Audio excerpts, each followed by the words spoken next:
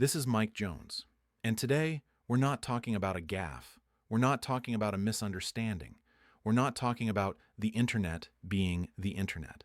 We're talking about the President of the United States sharing a video that depicted Barack and Michelle Obama as apes, a racist image with a history older than the Republic itself. It stayed up for hours. It spread instantly. And when the backlash came, the response was confusion, denial, deflection, and finally, deletion. But here's the real question. How does something like this happen in the White House of the United States in 2026? And what does it tell us about power, race, and political communication in the digital age? Because this wasn't just a meme. It wasn't just offensive imagery. It was a signal. And signals matter. Today we're going to break this down, carefully, factually, and without hysteria. What happened? Why it mattered? Why even Republicans condemned it?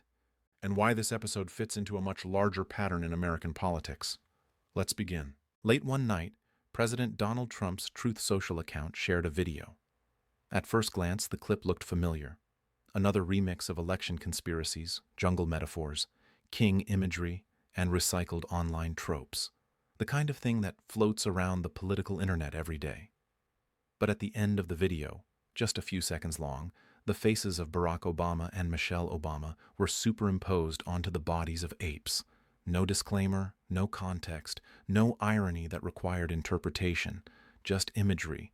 And not just any imagery, imagery tied to one of the most dehumanizing racial stereotypes in Western history. The post stayed live for roughly 12 hours. That matters, because in the digital age, 12 hours is an eternity.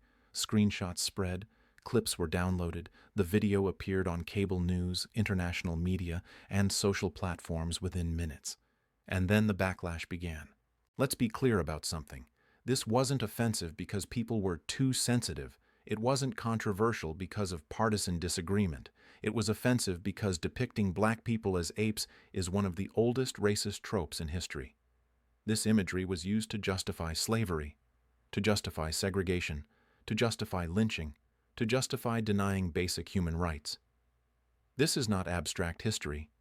In the 19th and 20th centuries, black Americans were routinely depicted as simian, animalistic, and less than human in newspapers, advertisements, political cartoons, and pseudo-scientific literature. That history doesn't disappear because a meme is animated. It doesn't disappear because it's posted online.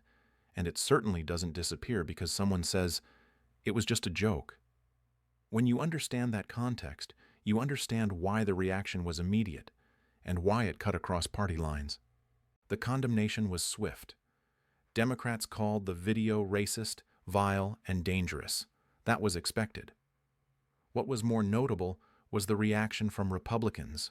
Senator Tim Scott, the only black Republican in the Senate, said it was the most racist thing he had seen from the White House. Other Republican lawmakers called the imagery wrong, offensive, and unacceptable. That matters. Because in today's polarized environment, bipartisan condemnation is rare. And when it happens, it signals that a line has been crossed, not politically, but culturally. Civil rights organizations echoed the same message. This kind of imagery reinforces dehumanization, and dehumanization has consequences. At first, the White House didn't apologize. Instead, it dismissed the outrage as fake. The explanation offered was that the video was simply an internet meme portraying the president as king of the jungle, with political opponents cast as animals. That explanation failed almost immediately, because intent doesn't erase impact, and context doesn't erase history. Eventually, the video was taken down. A new explanation emerged. A staffer had posted it by mistake. Again, that raised more questions than it answered.